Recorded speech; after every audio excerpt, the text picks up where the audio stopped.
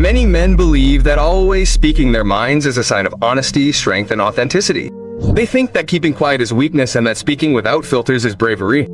But I, Brian Tracy, have learned that intelligence is not measured by what you say, but by what you choose to keep quiet. Not every thought is worth expressing, and not every truth needs to be shared. There are words that do not build, do not clarify, and do not help. They only expose you, weaken you, or disempower you.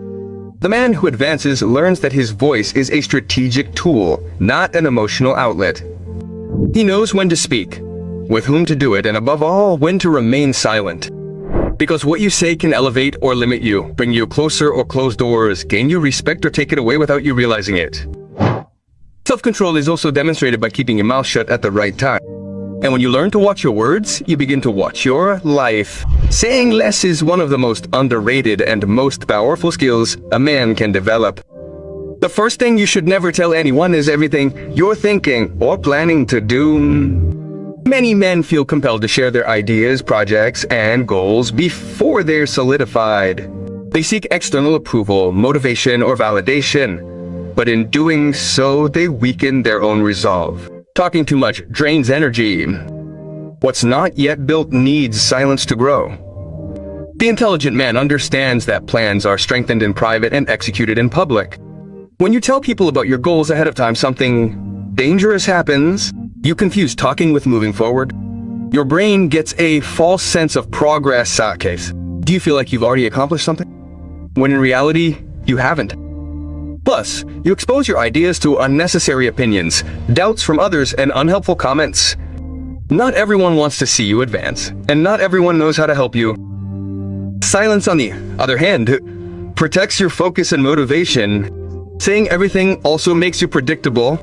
A man who talks too much reveals his intentions, his weaknesses, and his next moves. That reduces his room for maneuver. Discretion is not distrust, it's strategic intelligence. Keeping silent doesn't mean lying, it means respecting your internal processes. The growing man learns to differentiate between communicating and exposing himself unnecessarily. Another reason you should never say everything is because people remember what you say more than what you do. If you talk too much and follow through too little, your credibility erodes, even with yourself. Every broken verbal promise becomes a tiny crack in your self-esteem. The strong man prefers to be judged by results, not words. Saying less also gives you emotional power. When you don't react verbally to every stimulus, you maintain control. You don't over-explain. You don't justify yourself unnecessarily. You don't surrender your internal state to just anyone. The growing man understands that not everyone deserves access to his mind. Silence filters, protects, and organizes. Here's a major shift. You begin to notice that when you talk less, you're heard more. Your words carry weight. You don't compete for attention. You don't fill gaps with noise. You speak when necessary and remain silent when strategic. That quiet presence effortlessly engenders respect. Never telling everything doesn't make you cold. It makes you aware.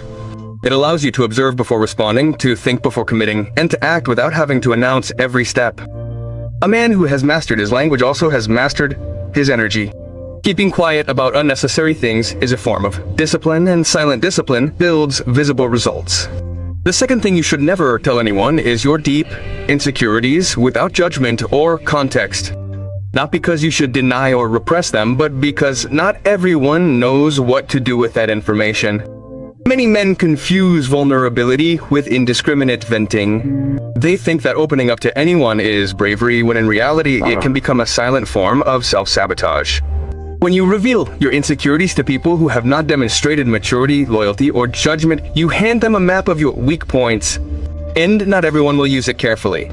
Some will do so out of clumsiness, others out of convenience, others out of simple lack of empathy. The intelligent man understands that vulnerability without discernment becomes ammunition, not because people are bad, but because not everyone is prepared to support what you share. Saying your insecurities without a filter can also further anchor them in your identity. When you verbalize them constantly, you reinforce the internal narrative that this is who you are. The man who moves forward is careful about the story he tells himself, even out loud. Not because he's denying his doubts, but because he's not making them his calling card. He works on them privately or with specific people who can provide clarity, not noise. Another key point is that many people don't want to help you resolve your insecurities. They want to confirm their own. They compare, judge, or minimize. And that sharing doesn't build, it wears you down. The man who grows learns to carefully select who he gives access to his inner world. Not everyone who listens deserves to know. True strength isn't in telling everything. It's in knowing when, how, and with whom. There are spaces to talk, to process, to ask for guidance, but those spaces are few and valuable. Choosing them well is a form of self-respect. Mastery this. Don't isolate. Protect yourself. When you stop exposing your insecurities to just anyone, something changes. You start solving more and explaining less. When you stop seeking momentary relief and start seeking real transformation, that difference is subtle but powerful. Intelligent vulnerability empowers. Indiscriminate vulnerability weakens, and the man who learns to distinguish between the two begins to gain control over not just what he says, but the life he builds from his words. The third thing you should never tell anyone is your past failures, as if they are a permanent sentence on who you are. Many men talk about their mistakes, downfalls, and poor decisions from a place of resignation, not learning. They rehash their story as if they are explaining why they can't move forward, why this is who they are, or why certain things aren't for them. In doing so, they pigeonhole themselves in front of others and in their own minds. Talking about your failures without the context of growth cements an identity that no longer serves you. People tend to remember you as you describe yourself. If you present yourself as someone who always fails, never finishes, or has tried and failed, that becomes the dominant narrative. The intelligent man understands that the past should only be shared from the perspective of someone who has already learned something, not from the open wound that still defines his decisions. Talking about your failures without having processed them also keeps you emotionally tied to them. Every time you repeat them without purpose, you relive them. You reinforce the associated emotion. A man moving forward accepts his past but doesn't overreact to it. He integrates it, learns, extracts the lesson, and moves on. He does not need to convince anyone of what he experienced. He focuses on demonstrating who he is now. Another important point is that not everyone interprets failure as learning. Some see it as inability, others as weakness and still others as a convenient label to pigeonhole you. The man who is careful with his words understands that explaining too much about his past to the wrong people can close doors before they open, not out of shame. Not out of shame, but as a strategy. Silence in many cases protects more than explanation. Talking less about your failures also changes your internal dialogue. When you stop repeating what went wrong and start focusing on what you are building, your mind reorients itself. A growing man talks about the past only when it serves to teach, guide, or close a cycle. He doesn't use it as an excuse or as an identity. This is where a powerful shift occurs. You stop asking for understanding for what you failed at and start generating respect for how you act now. You no longer need to justify yourself. You no longer need to convince. Your current behavior speaks for you. And that consistency weighs more than any story. Your past is not a secret, but it is not your calling card either. And when a man learns not to define himself publicly by what went wrong, he begins to build an identity that is freer, stronger, and more aligned with the life he wants to create, not with the one he has already left behind. The fourth thing you should never tell anyone is how much you need to be accepted, validated, or approved of. Many men don't say it directly, but they constantly communicate it with phrases, excessive explanations, and unnecessary justifications. They apologize for their decisions, over-explain their limits, and seek to confirm that what they are doing is okay. Without realizing it, they are giving away power. The man who moves forward understands that the need for validation is one of the most silent forms of weakness.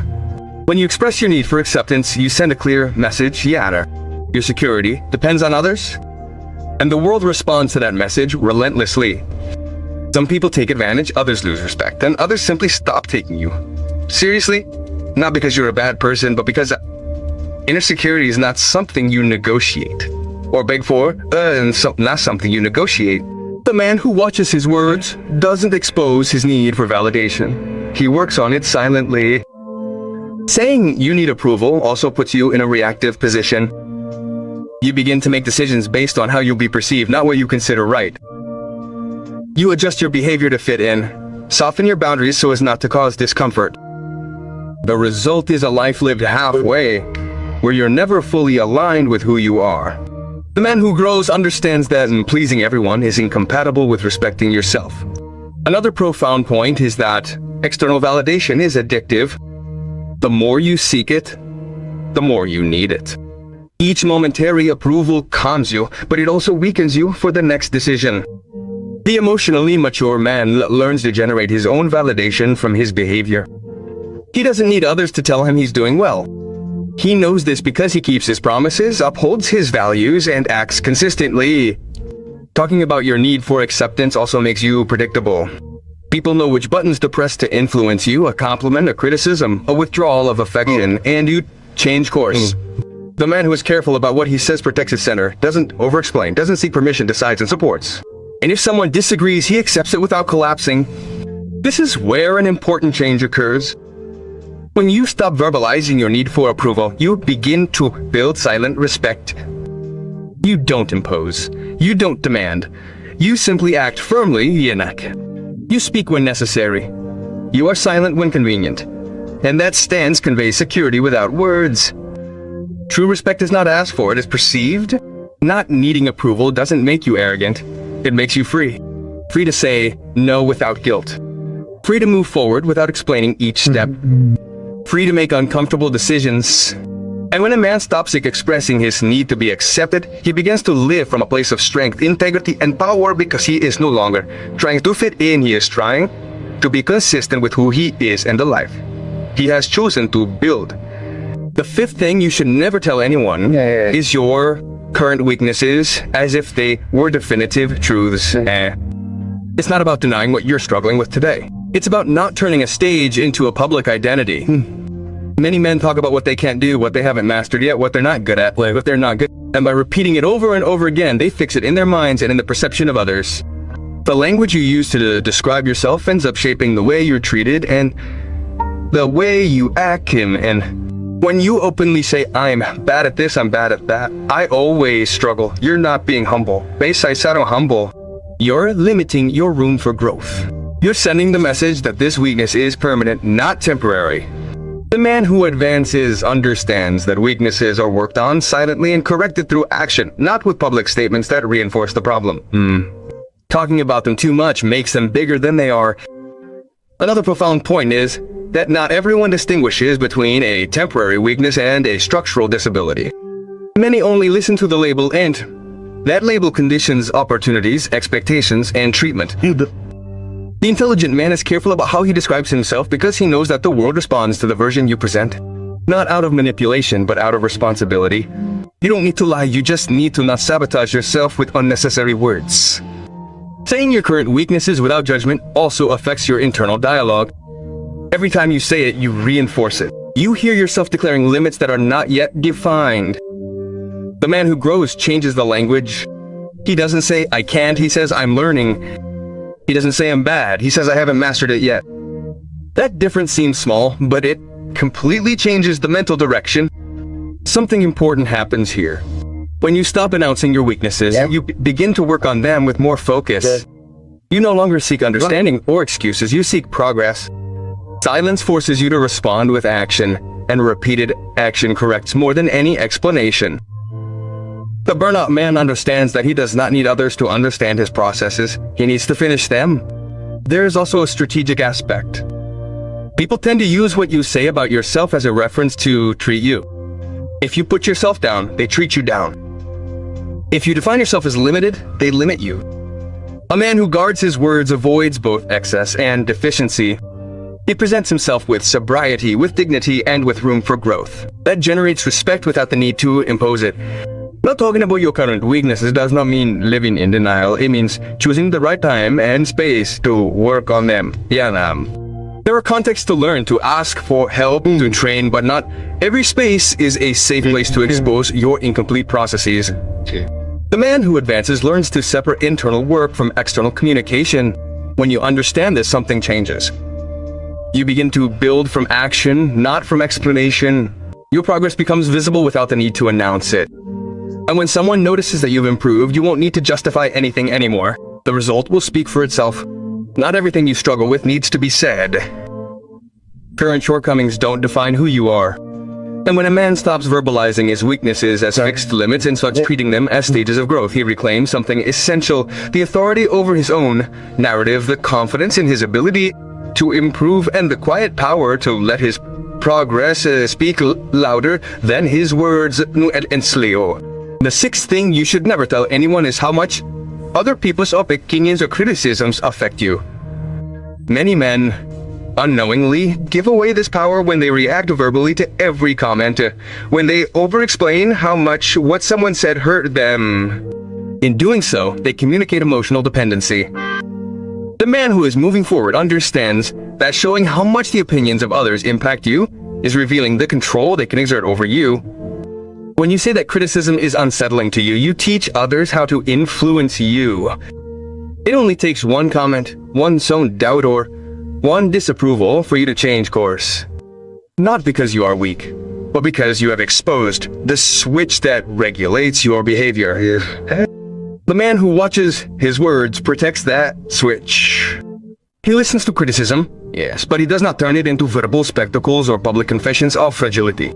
Another profound point is that not all criticism deserves a response. Many opinions do not seek to help you. They seek to vent frustration, impose criteria, or simply provoke a reaction. The man who matures learns to filter. Take what is useful, discard the unnecessary, and remain silent. He does not need to show that he does not care. He acts like someone who does not care about the irrelevant. That calm communicates more than any defense. Saying how much criticism affects you also focuses your attention in the wrong place. You begin to live dependent on looks, comments, and judgments. Your energy is scattered. The man who grows redirects his focus towards what he is building.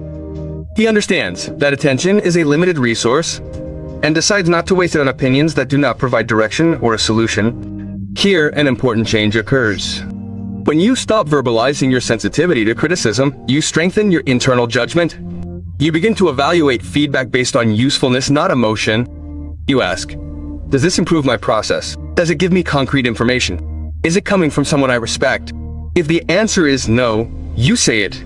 Without rancor, without drama, without discourse. There is also a strategic dimension. People respect those who do not explain themselves. When you do not react impulsively, when you do not justify yourself to every observation, it conveys confidence, not arrogance. Confidence. The man who remains silent in the face of unnecessary criticism demonstrates that his direction does not depend on external noise, and that independence generates respect even in those who disagree with you. Not talking about how much feedback affects you does not mean hardening yourself inside. It means processing it privately and responding with behavior. If a criticism is valid, you improve. If it is not, you move on. In both cases, you do not need to announce your internal state. Silent progress is the most forceful response. When you understand this, something is put in order. Your self-esteem stops fluctuating with each comment. Your spirit becomes more stable, your path clearer. You stop living by reacting and start living by deciding. Not all opinions deserve space in your voice. Not all criticism deserves your energy. And when a man stops saying how much other people's judgments affect him and learns to process them, with judgment and silence he recovers an essential power. The freedom to move forward without asking permission, the calmness to not explain himself too much, and the strength to build without depending on anyone's approval. The seventh thing you should never tell anyone is how afraid are you of losing, failing, or falling behind? Not because fear doesn't exist, but because constantly verbalizing it turns it into a dominant force over your decisions. Many men talk about their fears as if they were inevitable warnings. Fear of making a mistake, of not being enough, of making a bad decision. In doing so, they train their minds to act from excessive caution, not from clarity. When you openly say that you are afraid, especially without the intention of facing it, you are reinforcing the idea that this fear is in charge. Your brain hears your words and interprets them as instructions.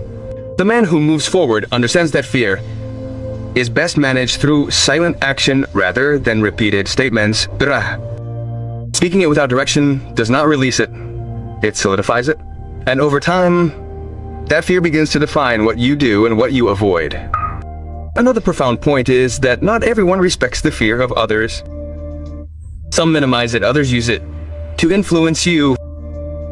Still others simply lose confidence in your ability to withstand pressure. The man who watches his words does not expose his fears to just anyone. Not because he denies them, but because he knows that fear is an internal matter that must be dealt with judgment, not with public exposure. Saying how afraid you are also puts you in a defensive position towards life. You begin to justify why you do not try, why you do not take risks, why you do not move forward. Fear becomes a socially acceptable excuse. The man who grows breaks that pattern, acknowledges fear internally, analyzes it, and acts in spite of it. He doesn't need to announce it. He prefers to demonstrate courage with actions, not speeches. This is where an important change occurs. When you stop talking about your fears, you start listening to your judgment. The emotional noise subsides. Your mind becomes clear. You no longer react from anticipation of disaster, but from realistic assessment. The man who moves forward learns to differentiate between real danger and imagined fear. And that distinction is only achieved when fear ceases to occupy the constant conversation. There is also a strategic dimension. People trust more those who do not dramatize their fears.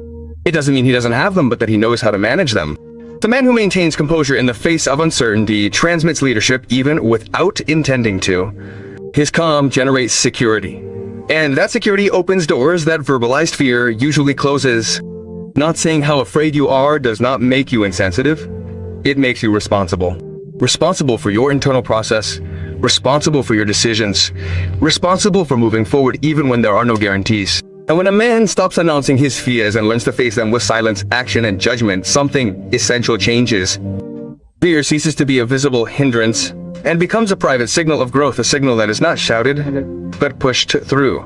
The eighth thing you should never tell anyone is how much you want something before you have demonstrated that you are willing to stand for it. Many men talk about how much they want success, respect, money, stability, recognition, or freedom, but their words are not backed up by strong behavior. Expressing desires without action does not generate admiration. It generates silent distrust. The world does not respond to what you say you want. It responds to what you are willing to stand for when it becomes uncomfortable. When you constantly say, I want there, I dream of that, my goal is this, but there is no clear evidence of discipline, sacrifice, or consistency, you are sending a dangerous message. Your desire is emotional, not structural. The man who is moving forward understands that talking too much about what you want before you build it weakens your authority, because desire expressed without action is perceived as fantasy, not real intention. Another profound point is that verbalized desire releases internal attention without generating external progress. By saying it, you feel momentarily closer to the goal even though you haven't done anything. Your brain receives a false reward. The maturing man learns to store his desire as fuel, not speech. He transforms it into habits, not conversations. He prefers his progress to be visible rather than his intention. Saying how much you want something also opens you up to unnecessary comparisons. Others will measure your words against your results. And when they don't match up, your credibility erodes. The man who keeps his word doesn't promise grandiose futures. He builds solid presence, doesn't announce what he's going to do. He quietly becomes it. Here's an important shift. When you stop talking about what you want, you start asking yourself, what are you willing to pay for it? Time, effort, discomfort, rejection, discipline? That question separates the dreamer from the builder. The man who moves forward stops romanticizing desire and starts respecting the process. And that respect shows even without words. There's also a strategic dimension. People often use your stated desires to judge or pressure you. In your project, didn't you want to achieve this? What happened to what you were saying? The man who protects his process doesn't expose himself to that noise. He works in silence, shows up with results, and when he speaks, he no longer has to explain himself. Not saying how much you want something doesn't mean you don't want it badly. It means you understand that desire without structure is fragile. The man who masters this turns desire into daily discipline, turns ambition into routine, turns vision into behavior, and when he finally speaks, he no longer talks about what he wants. He speaks from what he is already capable of sustaining. The ninth thing you should never tell anyone is how much you are sacrificing or suffering for what you do. Many men feel the need to explain how difficult their path is, how tired they are, how much they endure, or all that they have given up to move forward. They believe that by saying so, they will be understood, valued, or respected, but the reality is different. Verbalized sacrifice loses strength, and announced suffering weakens your position. When you talk about how much it costs you, you shift the focus from the result to the pain. And the world doesn't reward pain, it rewards the ability to produce results despite it. The man who moves forward understands that effort is not advertised, it is invested. He doesn't need others to acknowledge how hard his process is because he knows that such recognition doesn't build anything. Progress isn't accelerated by pity or external understanding. Saying how much you suffer also creates a dangerous identity. That of the man who always has a hard time. Even though you're moving forward, you start to be perceived as someone burdened, heavy, draining. People stop associating you with solutions and start associating you with problems. The man who watches his language understands that the way you talk about your process defines how others position themselves in front of you. Another profound point is that talking about sacrifice is often an unconscious way of asking permission to give up. When you repeat how difficult something is, you prepare the emotional ground for giving up. If it fails, you already indicated it was excessive. The man who grows doesn't need to justify his fatigue. He rests when he should, adjusts when necessary, but doesn't dramatize his burden. Drama erodes discipline. Something else happens internally. Every time you verbalize your suffering, you mentally reinforce it. You hear yourself saying that you are exhausted, that it is unfair, that it is too much. Your mind takes note. The body responds by lowering its energy. The man who matures learns to manage fatigue without turning it into a narrative. He allows himself to feel it, but he does not make it a central discourse of his identity. This is where a key change occurs. When you stop talking about how hard your path is, your resilience increases. Because you no longer seek emotional relief in words, but real recovery in actions. Sleeping better, organizing yourself, simplifying, prioritizing. Silence forces you to be more efficient, not more complaining. And that efficiency takes you further with less wear and tear. There is also a strategic dimension. People trust more those who do not complain about their burden, not because they do not have problems, but because they demonstrate the ability to bear them. The man who remains silent in the face of sacrifice transmits strength, not artificial hardness, but solidity. That solidity opens up opportunities, alliances, and respect without the need to demand it. Not talking about how much you suffer doesn't make you a machine. It makes you a man who is aware of his energy, aware that pain is part of the process, not the message. Aware that sacrifice is not announced, it is administered. Aware that true strength seeks no witnesses. And when a man stops explaining how difficult his path is and focuses on walking it with dignity, something powerful happens. The effort becomes lighter, the mind clearer, and life begins to respond not to what you say you endure, but to what you are capable of sustaining without noise, without drama, and without the need for validation. The 10th thing you should never tell anyone is who you are deep down, when you haven't yet demonstrated it with your behavior. Many men describe themselves with internal labels. This is who I am. I am actually a good person. I wouldn't do that. I value this. This is how I think. They say it as an affirmation of identity, expecting the world to recognize it. But the truth is overwhelming. You are not who you say you are. You are what you hold up when no one is looking. When you verbalize an identity that is not yet supported by habits, discipline, and coherent decisions, you get ahead of reality, and that advance weakens the process. Your mind receives the reward before the work. You feel you are already something without building it. The man who advances understands that identity is not announced. It is not proven. It is not declared. It is demonstrated. And demonstrated repeatedly, silently, and consistently. Saying who you are in essence also makes you fragile in the face of contradiction. When someone points out an inconsistency between what you say you are and what you do, you become defensive, you argue, you explain, you justify yourself. The man who matures does not need to defend a verbal narrative. His identity